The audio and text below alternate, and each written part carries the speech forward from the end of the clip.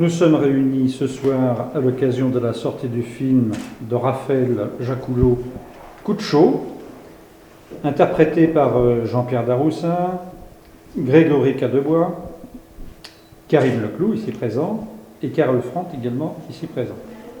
La première question, ça va être pour Raphaël.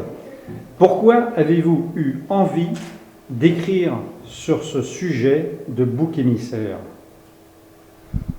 Bonjour. J'ai eu envie de parler de ça parce que j'avais l'impression que c'était quelque chose qui parlait de notre société, qui reflétait notre société. Et j'avais découvert ce fait divers dans lequel effectivement ce mécanisme du bouc émissaire était à l'œuvre. Et j'avais l'impression qu'il y avait quelque chose qui était symptomatique de notre époque, de notre monde. Et j'ai eu envie d'explorer ça pour comprendre ce qui était à l'œuvre. Vous l'avez dit, donc c'est un fait divers qui a existé réellement, qui s'est déroulé en 2008, je crois, oui. Près de chez vous. Oui. Comment vous l'avez vécu, vous, ce fait divers ? Il m'a interpellé à différents niveaux, déjà en tant qu'être humain, citoyen. J'étais un petit peu surpris au moment où j'ai découvert ce fait divers par ce sentiment de soulagement des gens après la mort de ce garçon, et j'avais l'impression que c'était pas possible. Ce soulagement, que la chose devait être plus complexe que ça. Et puis après, je l'ai aussi découvert en tant que cinéaste et en tant que potentiel de fiction, de récit, de propos. Et voilà, c'est surtout ça après qui m'a occupé dans la mise en scène de ce projet. Alors le personnage de Joseph Bouzou, qui navigue entre naïveté, drôlerie, mais aussi capable de pulsions incontrôlées. Pour vous, est-ce que c'est le manque d'amour qui est au cœur de votre sujet ?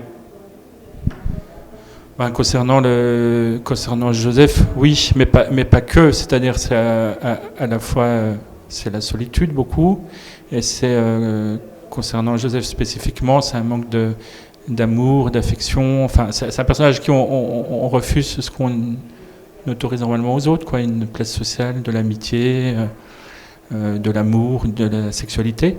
Enfin, c'est des choses auxquelles lui n'a pas accès. On sent qu'il est en quête permanente, quoi. Ne serait-ce que d'un échange avec l'autre. Alors effectivement, après, ça mêle des choses,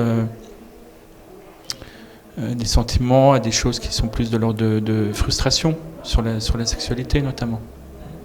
Le message principal que vous avez voulu faire passer dans ce film, c'est quoi exactement ? C'était ce qui me questionnait beaucoup, c'était le vivre ensemble et la difficulté du vivre ensemble et d'accepter l'autre, celui qui n'est pas comme nous, qui est différent, qui a un fonctionnement différent du nôtre. C'était la question de la tolérance, beaucoup. Vous avez beaucoup travaillé sur l'analyse du phénomène de rejet. Dans l'écriture ? Oui. Oui, je me suis beaucoup documenté. Forcément, quand on aborde un sujet comme celui-là, qui a été analysé par d'autres, par des sociologues, par des philosophes, c'est nécessaire de passer à un moment donné par tout un travail de documentation et de recherche autour de ce mécanisme qui est à l'œuvre depuis longtemps, quoi, depuis le début de l'humanité, je devrais. C'est quelque chose qui est cyclique, qui se répète comme ça. Il y a des philosophes qui ont notamment qui a analysé ça. Donc on s'est penché sur cette question-là avec la scénariste. Après, il faut se détacher de ces choses-là. C'est-à-dire, il ne faut pas que le projet soit théorique. Et au contraire, il faut que le sujet, le propos s'incarne dans un récit à l'intérieur de personnages. Donc ça, après, c'est tout le travail de l'écriture du scénario et de la mise en scène. Combien de temps vous a fallu pour préparer ce film ?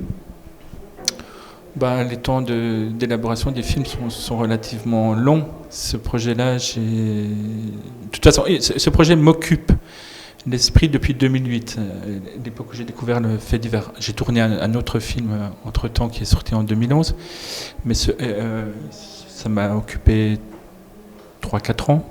3-4 ans, je pense qu'il y a 2 ans d'écriture déjà. 2008, c'est quelque chose qui peut encore arriver en 2015. Oui, oui, c'est-à-dire que quand c'est quelque chose qui peut se produire comme ça quand il y a des climats d'insécurité, d'incertitude, ou qui sont des terrains favorables pour que la peur se développe, la méfiance. Donc oui, c'est quelque chose de toute façon qui est aujourd'hui dans notre monde, qui est un monde inquiet, fragile, aux aguets, qu'il y a un terreau qui est favorable. Ouais.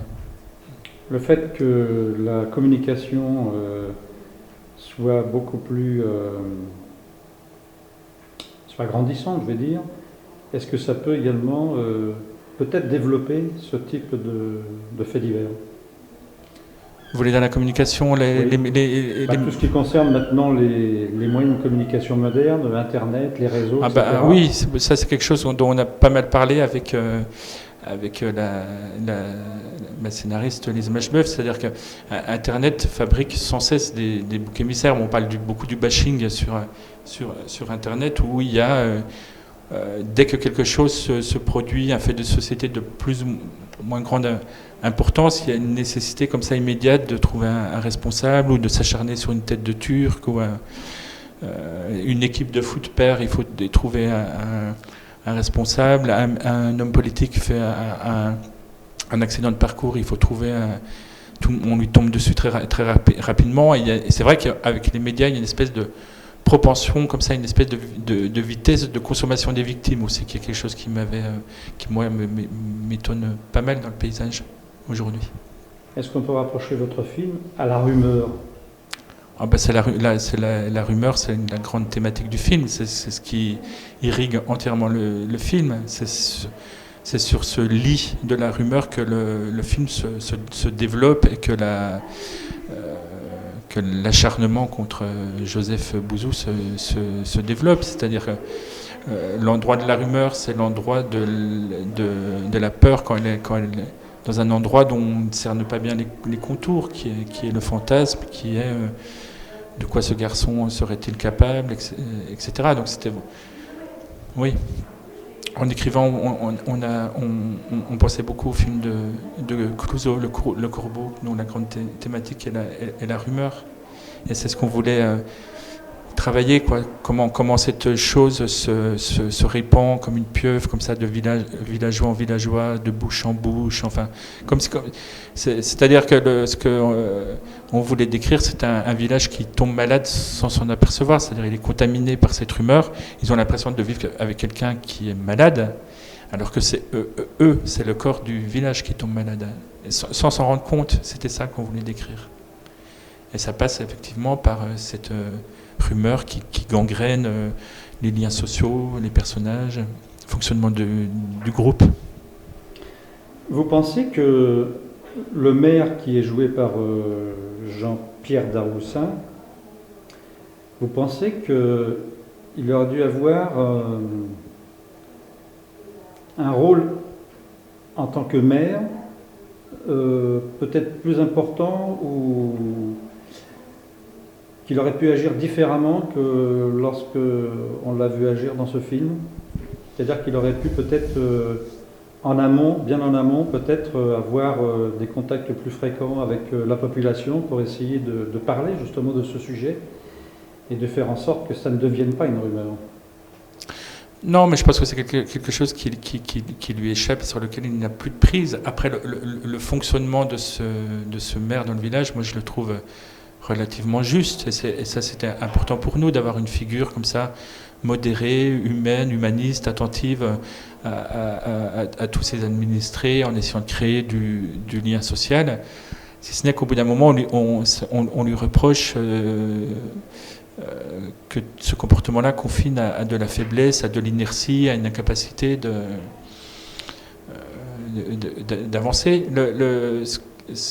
Après, sur le fonctionnement du maire, où je le trouve moins juste, c'est quand il utilise son pouvoir de maire pour intervenir sur la vie de Joseph, et notamment par l'hospitalisation qui échoue. C'est-à-dire qu'il utilise ce pouvoir de maire pour hospitaliser ce garçon qui d'un seul coup vient de l'agresser sur une chose intime qui est le décès de sa femme.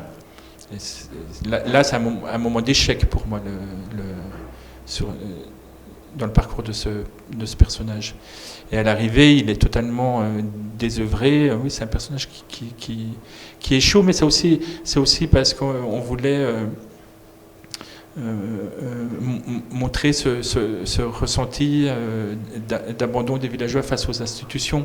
C'est-à-dire qu'ils ont le sentiment à un moment donné que ni la police, ni la justice, ni l'hôpital peut être en capacité de leur donner une réponse à leurs problèmes. Et le maire, par sa fonction d'homme politique public dans le village, incarne ça, mais il n'a pas tous les pouvoirs non plus.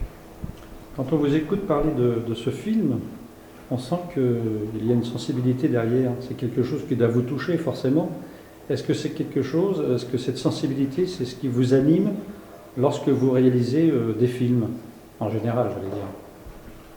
Moi, il y a quelque chose qui m'anime beaucoup et qui est quelque chose qui est, je pense, propre à tout un chacun, c'est d'essayer d'occuper une place dans le monde, c'est-à-dire de cheminer, d'essayer d'être un endroit et d'exister à cet endroit. Et c'est quelque chose qui m'intéresse beaucoup dans la capacité de chacun à se réaliser. Et ce qui m'intéresse beaucoup dans cette thématique-là, c'est que, notamment au travers de la figure de Joseph, c'est que c'est un personnage qui veut occuper une place et qui veut exister dans le groupe. Et on lui interdit ça. Donc cette violence-là m'interroge beaucoup. Elle rejoint des préoccupations que j'ai, moi, en tant qu'être humain, mais aussi dans mon travail, en essayant d'occuper un endroit dans le cinéma. Donc je pense que c'est des choses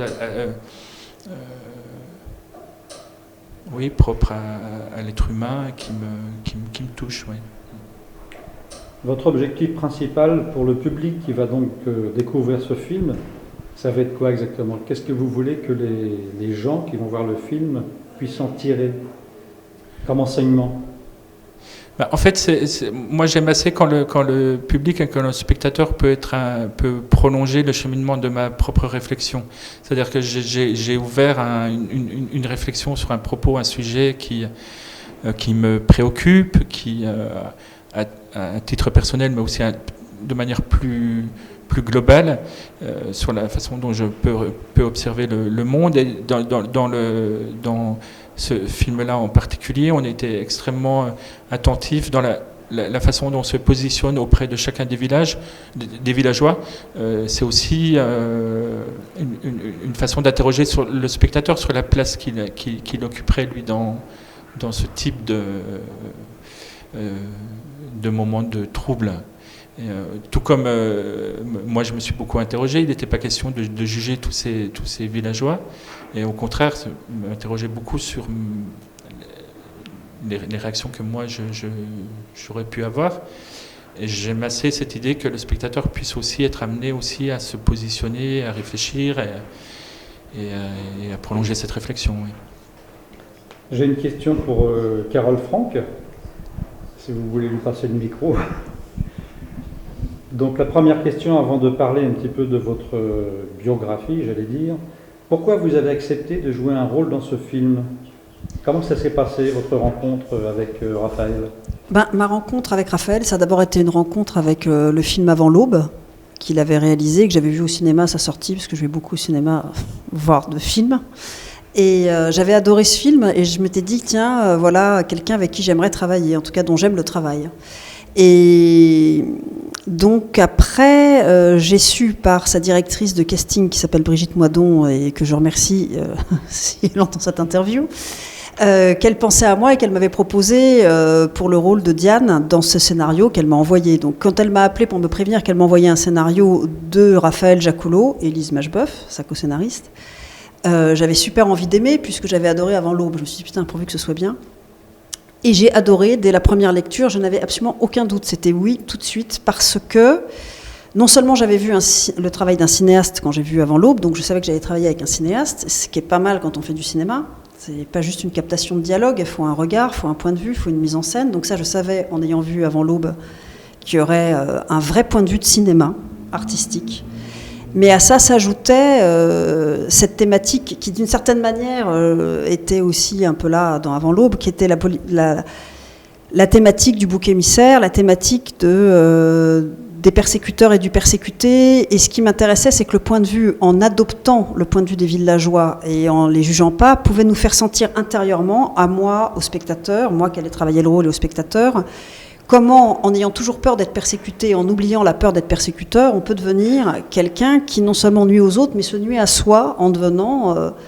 remplacer la peur d'être persécuté par la peur d'être persécuteur, pour moi, c'était presque un travail de santé mentale, individuelle et collective. Donc tout ça me passionnait. Ensuite, le rôle de Diane, il permettait ce cheminement intérieur, il permettait aussi un voyage dans un monde que j'ignorais tout, qui est la ruralité, qui est l'agriculture, donc ça me permettait de me documenter là-dessus. Donc ensuite, je l'ai rencontré. J'ai vu que c'était pas un monstre a priori, pas un tortionnaire, qu'il avait l'air d'être à peu près normal. Donc je me suis dit ok, tout ça va dans le bon sens. Il avait l'air sain, quoi.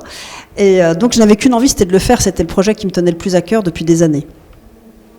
J'ai répondu suffisamment à votre question ou pas? Très bien. Quand on vous découvre dans ce film, on sent la femme autoritaire, ouais. Volontaire. Est-ce que c'est comme ça que vous êtes aussi dans la vie ou pas? Non. Je peux donner cette image-là de temps en temps parce qu'il faut bien se protéger, mais non, pas du tout. Non, je suis pas du tout volontaire. J'ai mis 25 ans à arrêter de fumer. Autoritaire. Mettez-moi avec des enfants, vous allez voir. Je suis à quatre pattes au bout de 5 minutes, c'est eux qui me donnent des ordres. Donc non, j'ai aucune autorité. Je suis dans un café pour obtenir un quart Vitel ou un café. Je dois lever la main 15 fois avant que... Non, pas du tout. Non, pas du tout. Après, j'ai de l'énergie.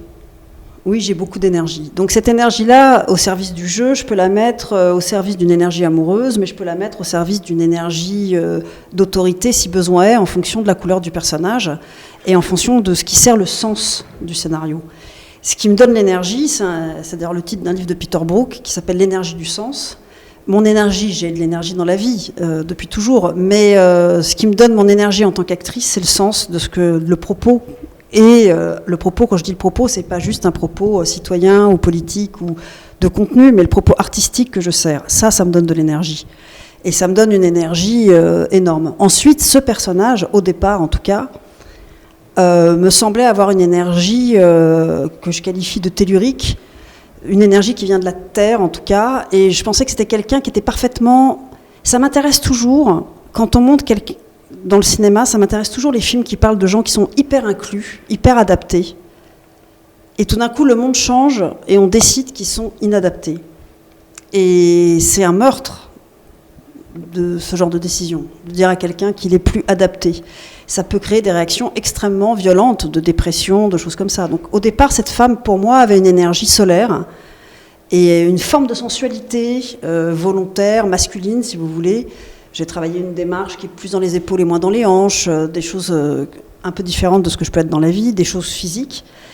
Et peu à peu, cette femme qui est un chêne, qui est un arbre, qui est enracinée dans cette terre qu'elle travaille et sur laquelle elle est née, va être dépassée par une angoisse.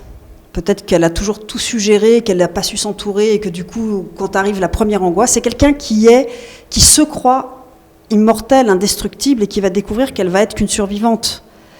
Je pense que les gens qui se croient indestructibles, ils ne demandent pas d'aide quand ils vont mal. Ils mettent beaucoup de temps à demander de l'aide. Alors que quand on sait qu'on est fragile, qu'on est friable, au premier signe, on passe un coup de fil à un pote pour pas sombrer. Donc, je crois qu'elle ne se voit pas sombrer psychiquement. Elle ne se rend pas compte que elle est en train de perdre sa lucidité, qu'elle s'aveugle, que la haine la dépasse.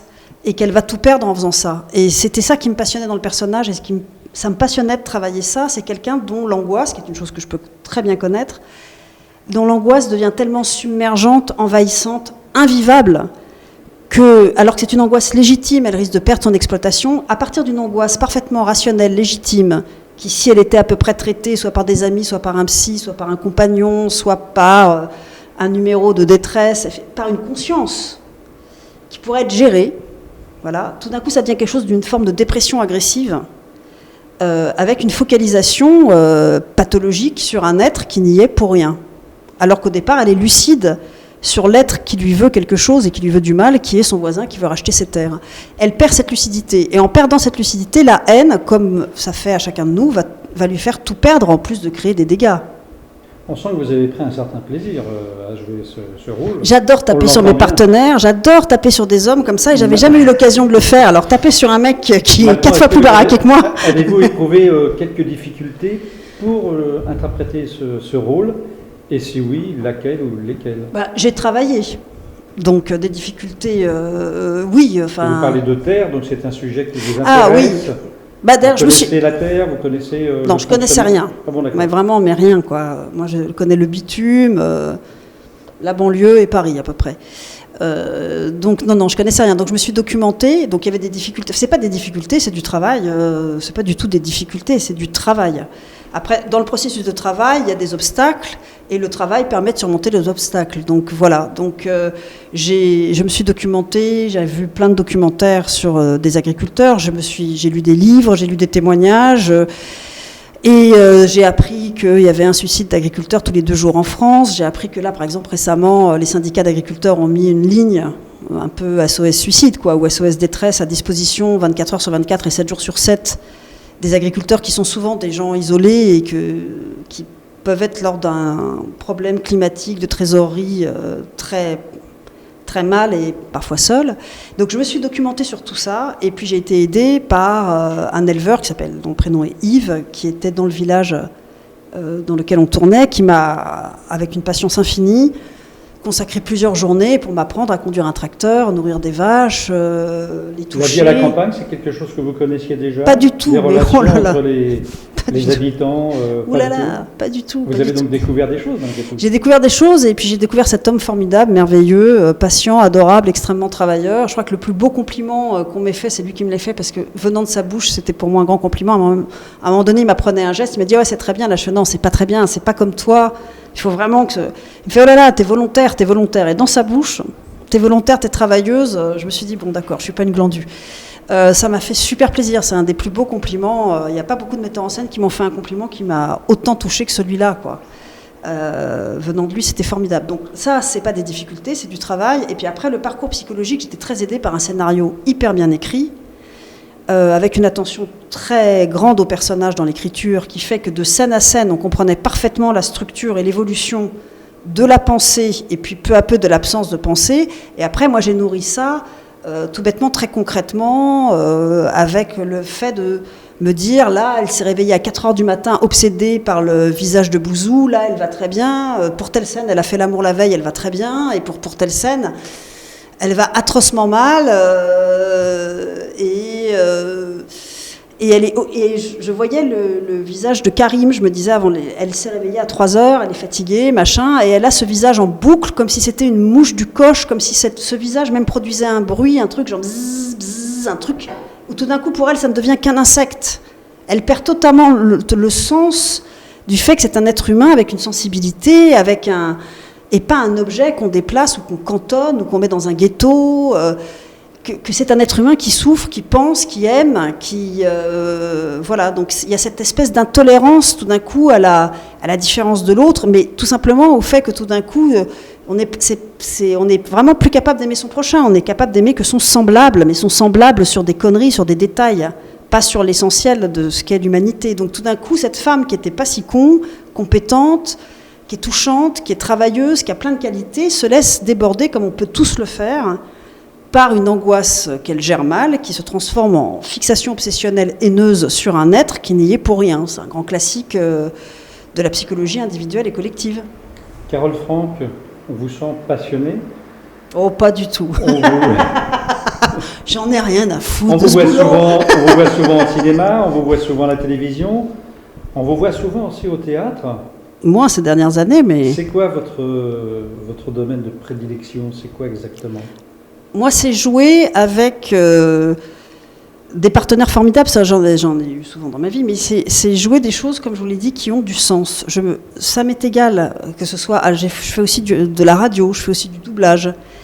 C'est jouer des choses qui ont du sens avec des gens qui aiment travailler, qui aiment le dialogue, qui ne considèrent pas que l'acteur est une marionnette et une poupée, qui ne considèrent pas les acteurs et les actrices comme des exécutants, mais comme des partenaires, des collaborateurs, qui sont éventuellement capables d'avoir un petit peu d'intelligence et de comprendre un petit peu ce qu'ils jouent, quoi. Et ça, j'en ai rencontré beaucoup. J'ai eu beaucoup de chance dans ma vie. J'ai rencontré beaucoup de gens qui acceptent cette collaboration et qui la souhaitent et qui l'aiment. Et ça, dans tous les domaines, la radio, la télé, le doublage, le cinéma et le théâtre. On vous reverra peut-être un jour. Peut-être si je la houlette de Raphaël. Bah ça, c'est à lui de décider. Il n'emploie pas souvent les mêmes acteurs dans ses films. Il est fait tourner, c'est bien. Ah oui, c'est bien. Voilà, c'est varié. Non, mais je souhaite à mes collègues de travailler avec lui. C'est super. Voilà, puis il écrit des beaux rôles de femmes, donc je souhaite à toutes mes collègues féminines, pour qui j'ai le plus grand respect, de travailler avec lui. Si ça tombe sur moi, je ne serais pas mécontente non plus, mais comme j'ai l'impression que c'est pas trop son genre, si on reste potes, déjà, c'est bien. Merci beaucoup. On va faire parler un petit peu notre acteur principal, on va dire, dans ce film. Je pense que c'est le personnage central de ce film. Alors, donc, Karim, comment vous avez d'abord été contacté par Raphaël? Comment ça s'est passé exactement? Et comment ça se passe de manière générale, les relations entre le réalisateur et puis le futur comédien? En tout cas, pour ce film, c'est via la directrice de casting du film, Brigitte Moidon, en fait, qui m'a fait rencontrer Raphaël. Et du coup, j'ai reçu un scénario. On a passé plusieurs essais ensemble. Et le dernier essai, c'était avec Carole Franck, qui est là. et du coup, ça a fonctionné. Et voilà. Après, on a travaillé pendant un certain temps avant que le rôle arrive. Et de manière générale, c'est par l'intermédiaire de directeur de casting qui vous appelle pour passer des auditions, et puis ça fonctionne, ou des fois ça fonctionne pas. Ça a été facile pour vous de jouer ce rôle? Comment vous l'avez appréhendé, ce rôle? Facile, non. Enfin, parce que ça m'a demandé pas mal de boulot. J'ai eu la chance d'avoir du temps pour le préparer. Avec Raphaël, on a déterminé une démarche, un aspect physique. On a fait un travail à la fois sur le corps et sur la personnalité de Joseph.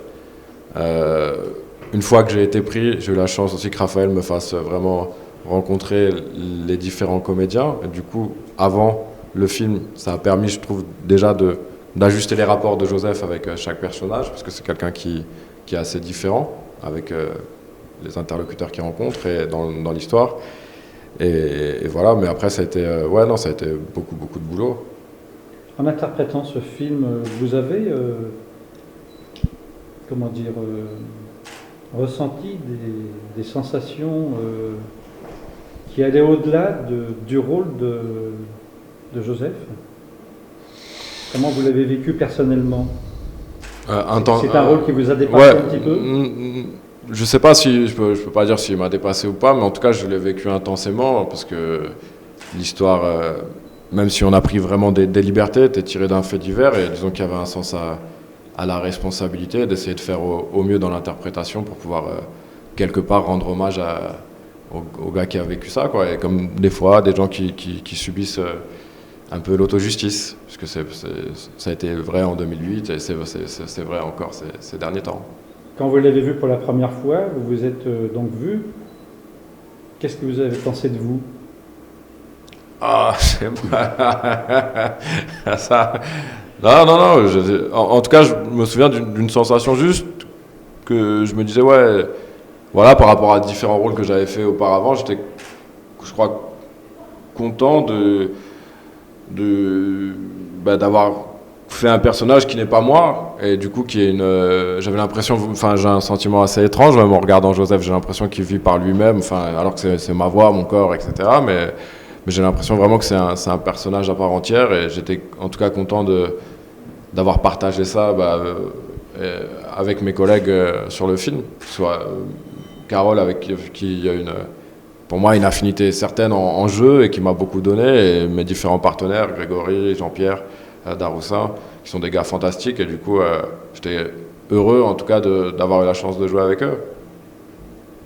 Comment vous feriez, vous, si on vous demandait de donner envie au futur public de voir le film? Qu'est-ce que vous leur diriez principalement? Pourquoi ils ont plutôt intérêt à aller voir ce film? Pour quelle raison en particulier? Parce que je pense que ça parle déjà de notre pays, enfin, y a des thématiques qui sont aujourd'hui fortes, qui sont abordées dans le film, que je trouve que c'est un film qui questionne personnellement, qui vient... Enfin, moi, en tout cas, il m'avait questionné aussi, comme Carole, au scénario, et du coup, j'ai l'impression que c'est un film voilà, qui parle de thématiques assez importantes dans une histoire, et qu'elle prête à la réflexion, mais en tout cas, et à réfléchir dessus. Et voilà pourquoi moi, entre guillemets, je conseillerais, parce que je ne travaille pas dans le marketing non plus. Hein. Bien sûr, oui. Donc je ne peux pas avoir une référence marketing, mais voilà. En tout cas, ouais, peut-être parce que c'est un film qui j'ai l'impression, raconte des choses importantes sur ce pays et qu'il faut rester vigilant sur certaines questions. Voilà. Après, il faut voir le film pour découvrir lesquelles. Bien sûr. La dernière question, ça sera pour Raphaël. On a vu que vous aviez pris un certain temps pour préparer ce film, pour le monter, pour le réaliser.